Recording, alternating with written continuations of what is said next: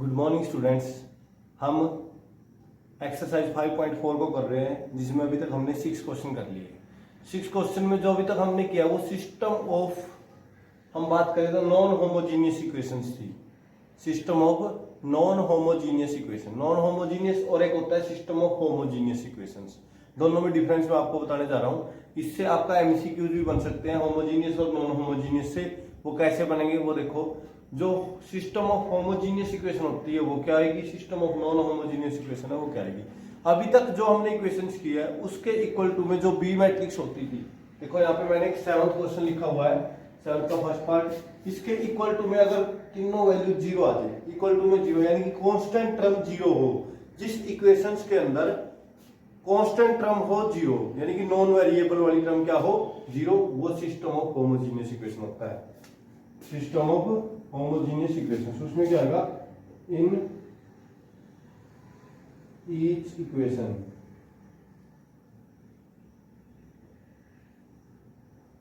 Constant term is zero. ये क्या आएगा, सिस्टम ऑफ होमोजीनियस इक्वेशंस। ठीक है। नॉन होमोजीनियस इक्वेशंस जो हमने अभी तक सोल्व किए हैं कैसे, जिसके एटलीस्ट यहाँ पे एक वाले के इक्वल, अगर यहाँ पे ओनली 5 आ जाता ना एक में, तो ये नॉन होमोजीनियस। चाहे एक में भी हो कांस्टेंट टर्म, इसमें अगर एक में भी नॉन जीरो है तो वो नॉन होमोजीनियस में काउंट हो जाएगी। क्लियर। तो होमोजीनियस और नॉन होमोजीनियस में आपको डिफरेंस समझ में आ गया होगा। इसके मैंने 3 केस बनाए थे। पहला unique solution,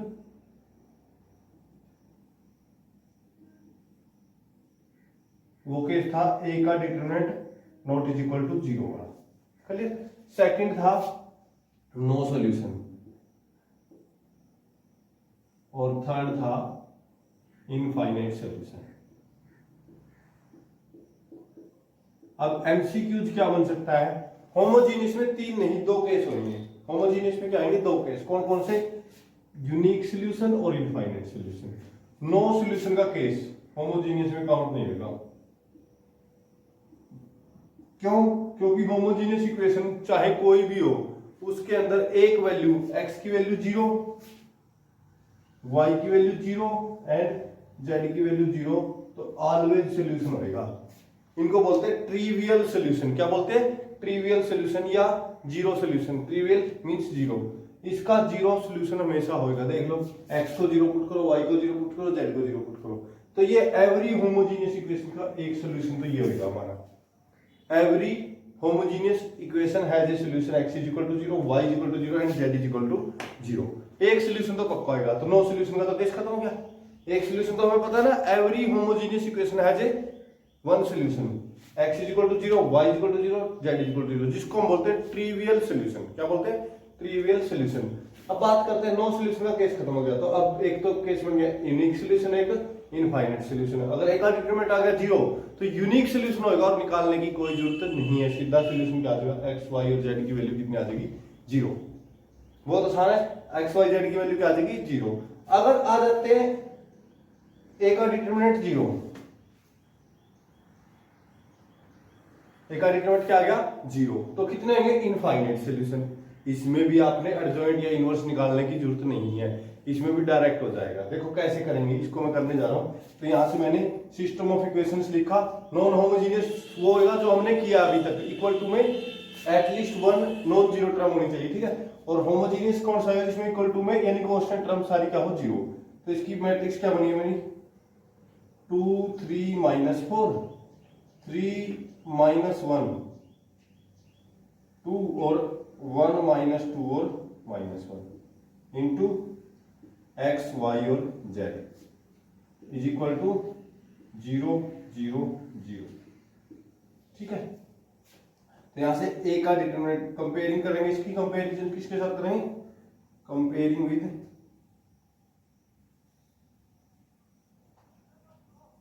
ax is equal to 0 matrix, ax is equal to 0 matrix. Clear. जो ये होती है ax is equal to b, ये नॉन होमोजीनियस होती है। ax इज इक्वल टू 0 क्या होती है, होमोजीनियस इक्वेशन। क्लियर। तो ये भी एमसीक्यूज के अंदर बन सकता है, ये भी बन सकता है कि system of non homogeneous equation के 3 केसेस होते हैं। जबकि सिस्टम ऑफ होमोजेनियस इक्वेशन में नो सॉल्यूशन का केस कंसीडर नहीं होगा। एमसीक्यू में ये भी पूछ सकता है कि which of the following is not possible in ax is equal to 0। ax is equal to 0 लिख दिया तो आपने समझ जाना होमोजेनियस है, तो तीन ऑप्शन दे दिए, unique solution, no solution, infinite solution. तो आप नो सॉल्यूशन पे टिक कर दोगे कि no solution which of the following is not possible बोला मैंने, तो नो सॉल्यूशन पॉसिबल नहीं है होमोजेनियस में। चलिए तो यहाँ से ए का डिटरमिनेंट निकालो। अभी ए का डिटरमिनेंट देखो भाई आपका क्या है, 2 के साथ आया आपका 1 + 5 4, 1 + 4, फिर -3 के साथ -3 -2 -5 लिख सकते हैं, और -4 के साथ आ गया आपका -6 + 1, -4 के साथ माइनस का 6 और प्लस का 1 है तो 5, फिर आपका कितना बन गया 5 × 2 10, 10 + 15 और माइनस का 20, तो 10 + 25 5 आ गया। ए का डिटरमिनेंट क्या आ गया, नॉन जीरो। क्या आया, नॉन जीरो। तो the system of homogeneous equation has unique solution. और वो सॉल्यूशन कैसे निकाल लेंगे, अब इनवर्स निकाल के b से मल्टीप्लाई कर दे, 0 से मल्टीप्लाई कर दे तो बेवकूफ वाली बात नहीं होती। तो हम लिखेंगे द सिस्टम ऑफ होमोजेनियस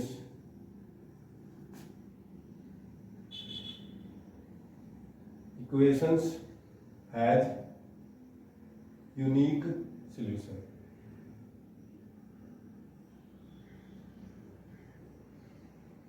और जो यूनिक सॉल्यूशन होगा उसको निकालने की जरूरत नहीं है। जब भी यूनिक सॉल्यूशन होगा वो क्या आएगा, x = 0, y = 0 और z = 0।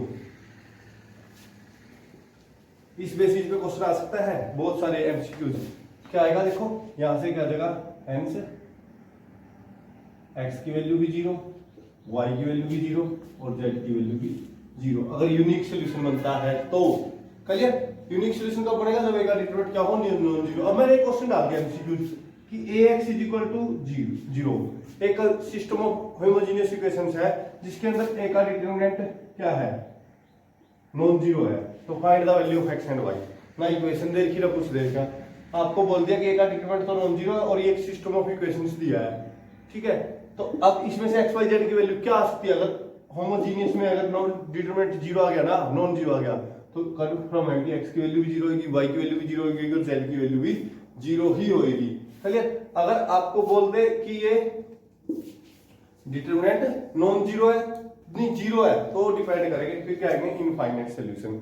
फिर भी एक सॉल्यूशन तो ये होएगा ही, यूनिक सॉल्यूशन में तो एक ही होएगा, इनफाइनाइट में एक सॉल्यूशन ये जरूर होएगा, बाकी कितने होंगे इनफाइनाइटली मैनी। वो कौन कौन से होंगे वो हम किसी और मैट्रिक्स में करते हैं जिसमें डिटरमिनेंट क्या है, जीरो। तो मैं एक बार डिटरमिनेंट वाला देख लूं, जीरो आता है जिसमें 7th का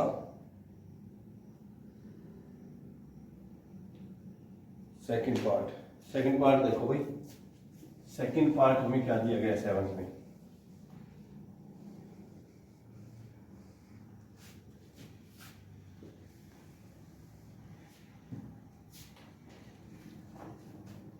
ये दिया हमें x + y - z = 0, x - 2y + z = 0, 3x + 6y - 5z = 0। Clear. तो अब आपको क्या करना है, इससे सिस्टम ऑफ मैट्रिसेस बनाना है, 1 1 - 1 1 - 2 1 और ये आ गया आपका 3 6 और -5, ठीक है। इसको कंपेयर करने के बाद a का क्या निकालोगे, डिटरमिनेंट। अगर a का डिटरमिनेंट आ गया 0 तो क्या बोल देंगे, इनफाइनाइट सॉल्यूशन। तो a का डिटरमिनेंट देखो 1 के साथ आया हमारा 10 - 6, -1 के साथ आया हमारा -5 - 3 और -1 लास्ट में, इसके साथ क्या देगा 6 + 6 12। तो हमारा आ गया 4, ये माइनस का 8 प्लस का 8 हो जाएगा और वो माइनस का 12, तो क्या आ गया 0। तो हम लिखेंगे a का डिटरमिनेंट = 0। यहाँ से क्या आ गया हमारा, implies a determinant = 0, then the system of homogeneous equation has infinite solution. कितने सॉल्यूशन होंगे, इनफाइनाइट सॉल्यूशन। तो ये कैसे बनाते हैं, यूनिक सॉल्यूशन और इनफाइनाइट सॉल्यूशन। अब इनफाइनाइट सॉल्यूशन को निकाल लेंगे कैसे, तो अब हम इसको एडजॉइंट वगैरह कुछ नहीं निकालना इसमें, होमोजीनियस में सिंपल क्या कर देंगे कि लेट कर लेंगे इनमें से किसी एक को के मान लो, लेट कर लिया z इज इक्वल टू के, वही मेथड z को के मानना तो इसमें पुट करो, एक दो इक्वेशन पुट कर लो, x प्लस वाई माइनस के इज इक्वल टू 0 और इसमें पुट कर लो x माइनस 2y प्लस के इज इक्वल टू 0। क्लियर? तो अब यहाँ से x और y निकालना हमने, तो मैंने क्या किया माइनस कर दी, वो कर दिया एलिमिनेशन लगा दिया, माइनस किया तो ये प्लस ये माइनस, ठीक है। तो ये करेंगे तो क्या आएगा x माइनस एक्स कट के y प्लस 2y 3y ये माइनस का 2k इज इक्वल टू 0, तो 3y is equal to 2k और y की वैल्यू क्या आ जाएगी 2k बाई 3, y की वैल्यू क्या आ गई 2k बाई 3, z की वैल्यू k थी, y की वैल्यू आ गई 2k by 3।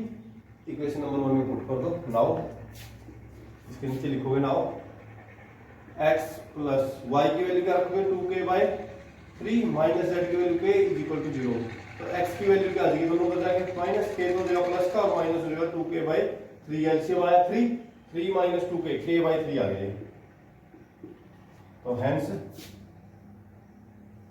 x is equal to k by 3, y is equal to 2k by 3 and z is equal to k 4 और z k belongs to real number. Clear? तो ये हमारा infinite solution का case हो गया homogeneous system of equations का। Homogeneous system of equation का question बड़ा नहीं आएगा कभी भी, एक नंबर में आ सकता है क्या कि यूनिक सॉल्यूशन होंगे, इनफाइनाइट सॉल्यूशन होंगे या क्या होएगा। तो ये एमसीक्यूज में हम भी डालेंगे पेपर में, तो आपने इसको ध्यान से करना है। उसके बाद देखो आगे के क्वेश्चन तो हमारे पिछले सारे क्वेश्चनों पे डिपेंड है, 8 9 10 11 12 ये सारे के सारे सिर्फ आपको 1 मिनट में करके दिखाएंगे।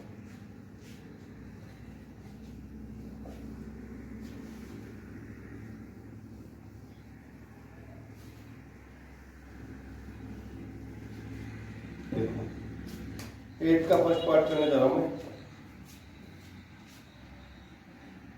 a इज इक्वल टू दिया है 1 माइनस 2 2 और 1, फाइंड a इनवर्स। पहले तो हमें a इनवर्स करना है, फिर system of homogeneous equations non homogeneous को सॉल्व करना है। तो a का डिटरमिनेंट निकाल लो भाई, a का इनवर्स निकालने के लिए डिटरमिनेंट और जो निकालते हैं ना, तो a का डिटरमिनेंट क्या आएगा 1 plus 4 that is 5 non zero, तो a का इनवर्स एग्जिस्ट करना है। तो a का इनवर्स निकालो भाई, दैट इज 1 बाय a का determinant into adjoint of a, तो 1 बाय 5 a का एडजॉइंट निकालो, यहाँ से कोफैक्टर्स से करोगे ना एडजॉइंट, तो यहाँ से आया 1, 2 का आएगा -2, -2 का आएगा 2 और 1 का आएगा 1, ये आ गया। तो ये हमारा a का इनवर्स निकल गया, पहला काम कंप्लीट हो गया। Now given system of equations, वो क्या दिया हुआ हमें system of equation x minus 2y और इज इक्वल टू -1 और 2x plus Y is equal to 2, तो कोरस्पॉन्डिंग सिस्टम ऑफ मैट्रिक्स निकाल लेंगे। ये हमने उसी तरीके से करना है जैसे हमने पीछे क्वेश्चन किए हैं, बस ये कौन सी दी है नॉन होमोजेनियस इक्वेशन दी है। नॉन होमोजेनियस यानी कि इक्वल टू में कुछ ना कुछ नंबर है, तो इसका सिस्टम ऑफ मैट्रिक्स क्या लिखोगे corresponding system of matrices. Matrices का सिस्टम क्या बनेगा देखो हमारा 1 minus 2 2 1 into X Y is equal to -1 और 2, ये बन गया हमारा। और इसके अंदर बस हम जो पहले बाद में काम करते थे, एक डिटरमिनेंट और इनवर्स निकालते थे, ये पहले निकाल चुके हम। ये देखो यही है हमारी सेम टू सेम, एक का डिटरमिनेंट और इनवर्स हम निकाल सकते हैं। इसको किससे कंपेयर किया, comparing with A X is equal to B और मल्टीप्लाई कर दी ए इनवर्स से, A inverse A X is equal to A inverse B, तो यहां से x is equal to A inverse B आ गया। अब ए का इनवर्स हमने निकाल के नहीं दिखाना, क्योंकि ए मैट्रिक्स ये रही, इनवर्स ये रहा। चलिए, तो x की वैल्यू क्या आ जाएगी हमारी 1/5। ए इनवर्स कितना था हमारा 1 2 -2 1 इंटू बी कितना है, बी मैट्रिक्स हमारी -1 और 2, प्रोडक्ट करके यहाँ से x निकाल लो। तो कितना है माइनस का 1 और प्लस का 4, माइनस का 1 प्लस का 4 3 आ गया, यहाँ से प्लस का 2 प्लस का 2 4 आ गया। तो x क्या था, x और y मैट्रिक्स थी ना x y, तो यहाँ से x की वैल्यू कितनी आ गई 3/5, y की वैल्यू कितनी आ गई 4/5। This is your answer. मतलब इससे आगे के जितने भी क्वेश्चन है अप टू 11th क्वेश्चन तक हमें ए मैट्रिक्स पहले दे रखी है, बस उसी का डिटरमिनेंट करो, उसी का इनवर्स निकाल लो। पहले इनवर्स पूछा हुआ है, उसके बाद उसका यूज करके हमने सिस्टम ऑफ होमोजेनियस इक्वेशन को सॉल्व करना है। तो ये आपका कैसे हो सकता है, ये तभी पॉसिबल है जब आपने पिछले क्वेश्चन ध्यान से किए हैं। देखो 8th का सेकंड पार्ट भी सेम है, ए मैट्रिक्स जो दिया है 8th के सेकंड में देखो भाई। अब ये क्वेश्चन सिर्फ आपको बताने के हैं, तो मैं बताने जा रहा हूं, ध्यान से सुनो। 8th क्वेश्चन में क्या दिया हुआ, एक मैट्रिक्स दिया है, पहले ए का इनवर्स निकाल लो सेम टू सेम, फिर वो सिस्टम ऑफ इक्वेशन जो बनाओगे वो ए ही बनेगी हमारी। तो वहां से डायरेक्ट आपने कंपेयर करके डायरेक्ट आंसर निकाल देना है। सेम 9th है, 9th में क्या है, वही सिस्टम ऑफ मैट्रिक्स दिया है, ए दिया है। तो ए जो मैट्रिक्स दिया हमें 9th क्वेश्चन में वो ट्रांसपोज करके दिया है। 9th में जो ए मैट्रिक्स दिया वो मैं यहां लिख रहा हूं, यहां पे वो क्या है, a इज इक्वल टू 1 1 1 1 2 -3 और 2 -1 और 3। और जब सिस्टम ऑफ इक्वेशंस को कंपेयर करोगे आप मैट्रिक्स से, तो वो जो ये ax is equal to b बनने की बजाय वो बनेगी a का transpose x is equal to b। Transpose क्यों, क्योंकि a हमने ये मानी हुई है, और तो जो वो मैट्रिक्स वो वहां से बन रही है वो कैसे बनेगी देखना, इक्वेशन से वो बनेगी 1 1 और 2, यानी कि ट्रांसपोज की फॉर्म में मिलेगी। तो ट्रांसपोज का इनवर्स निकाल रखा हमने, ट्रांसपोज बस ये मैट्रिक्स यही रखनी है हमने, ए का ट्रांसपोज रखना। तो इनवर्स क्या आ जाएगा, ए के इनवर्स का transpose into A transpose x is equal to B. तो हम किससे मल्टीप्लाई करेंगे, ए इनवर्स के ट्रांसपोज से, तो ये तो कैंसिल हो जाएगा, ए इनवर्स का ट्रांसपोज इधर। तो यहाँ पे हम x की वैल्यू ए इनवर्स का तो लेना आपने, ट्रांसपोज जो इनवर्स निकालना है उसका ट्रांसपोज यूज करना है, और इनटू में करना है b। ट्रांसपोज कैसे, जैसे 1 1 1 है तो उसको यूज करोगे 1 1 1 1 2 -3, ऐसे ट्रांसपोज में यूज करोगे यहाँ पे। क्लियर, तो ये ट्रांसपोज की फॉर्म में ली गई है। जो ए मैट्रिक्स दी है और जो सिस्टम ऑफ इक्वेशन से मैट्रिक्स बनेगी वो दोनों एक दूसरे के क्या है, ट्रांसपोज है। तो इनवर्स भी क्या हो जाएगा, उसका ट्रांसपोज हो जाएगा। आपने खुद ट्राई करना है। सेम 10th क्वेश्चन दिया है, 10th क्वेश्चन में एक मैट्रिक्स की दूसरी मैट्रिक्स के साथ प्रोडक्ट दी है, एक मैट्रिक्स की दूसरी मैट्रिक्स के साथ क्या दी है, प्रोडक्ट। अगर हम दोनों मैट्रिक्स की प्रोडक्ट करें तो आइडेंटिटी आंसर आ रहा है हमारा, आइडेंटिटी आ गया।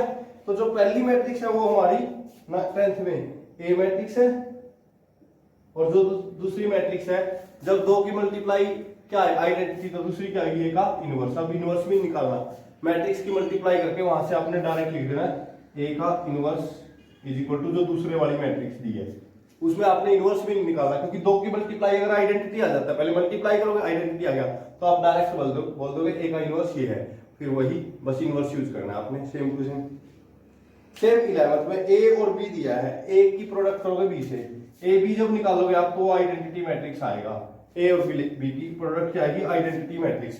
तो यहाँ से लिख देंगे हम ए का इनवर्स किसके बराबर है, बी के। तो ए तो हमारी क्या होगी, मैट्रिक्स होगी सिस्टम ऑफ इक्वेशंस की, और बी क्या आ जाएगा उसका इनवर्स। लास्ट में यहाँ पे बी को यूज कर लेंगे इनवर्स के। तो आपने सारे के सारे 11 के 11 क्वेश्चन ट्राई करने हैं। क्वेश्चन नंबर 12 देखो भाई, क्वेश्चन नंबर 12 में क्या दिया हुआ है, हमें कुछ स्टेटमेंट दिया, उसके अकॉर्डिंग हमने क्या बनानी है, सिस्टम ऑफ इक्वेशंस बनाना है। ये क्वेश्चन आपने खुद को खुद ही ट्राई करने हैं। ध्यान से सुनो, जो बातें मैंने अभी बोल ली है उनको ध्यान से सुनो, अगर नहीं समझ में आ रही उनको दोबारा वीडियो को बैक करके देखो और क्वेश्चनों को ट्राई करो। Question number 12, the sum of 3 number is -1। 3 numbers दिए हैं तो लेट कर लेंगे numbers, let numbers is equal to x y and z। 3 number मान ली। पहला कहता है तीनों का सम -1 है, तो पहली इक्वेशन x + y + z = -1। फिर if the second number is multiplied by 2 and the third number by 3 then we get 5 on adding them. Second number को तो 2 से मल्टीप्लाई करना है यानी कि 2y प्लस थर्ड को 3 से 3z, आंसर 5 आ जाएगा, ये कहता है। फिर नेक्स्ट कहता है if the third number is subtract from the sum of first and second, third number को माइनस करना है पहले और दूसरे के जोड़ में से, तो आंसर क्या आता है हमारा, वी गेट -1, तो ये भी क्या आ जाता है -1। ये 3 इक्वेशंस बना दी हमने, अब इसको सॉल्व करना है हमने यूजिंग द मैट्रिक्स इनवर्स। तो ये आपका क्वेश्चन हो चुका है, बहुत ही इजी एक्सरसाइज है, बहुत इजी चैप्टर था हमारा। यहाँ हमारी एक्सरसाइज 5.4 और चैप्टर 5 कंप्लीट हो चुका है, पोर्शन ऑफ मैट्रिसेस। मैट्रिसेस के हमारे 3 चैप्टर थे, 3rd, 4th, 5th। बहुत ही इजी चैप्टर है और बहुत ही इंपॉर्टेंट है आपके +2 के एग्जाम्स के लिए। बोर्ड की क्लास है, अच्छे से तैयारी करो, ठीक है। तो आई होप आप लोग इनको ध्यान से समझ रहे होंगे। क्वेश्चन जो मैंने अभी बीच में बताया उनको ध्यान से सुन के और सोल्व करना है, ओके। तो जल्दी हम नेक्स्ट चैप्टर को शुरू करेंगे। अब तक हमारे चैप्टर नंबर 1, 2, 3, 4, 5, 6 और 7 यानी कि 1 से लेके 7 तक के चैप्टर कंटिन्यूसली हो चुके हैं, जिसमें हमने पहले फर्स्ट चैप्टर किया था, फिर सेकंड, उसके बाद हमने 6, 7 और फिर 3rd, 4 और 5th। 7 चैप्टर आपके कंप्लीट हो चुके हैं। इसके बाद हम चैप्टर शुरू करेंगे 8th तो होगा एप्लीकेशन ऑफ डेरिवेटिव, लेकिन जिसके लिए आपको डेरिवेटिव का चैप्टर आना अच्छे तरीके से जरूरी है, क्लियर है, क्योंकि उसकी एप्लीकेशन जब भी हम कर सकते हैं जब उसका हमें चैप्टर वो आता हो। तो आपने पहले ही मैट्रिक्स वाले को कंप्लीट करो, इसका टेस्ट दो, फिर हम एक बार डेरिवेटिव का टेस्ट लेंगे बीच में, फिर हम शुरू करेंगे 8th चैप्टर हमारा। और हमने 8th चैप्टर के साथ साथ हमारा सितंबर का एग्जाम सिलेबस कंप्लीट हो जाएगा, ओके। तो आई होप आप लोग ध्यान से केयरफुली अच्छे से तैयारी कर रहे हैं।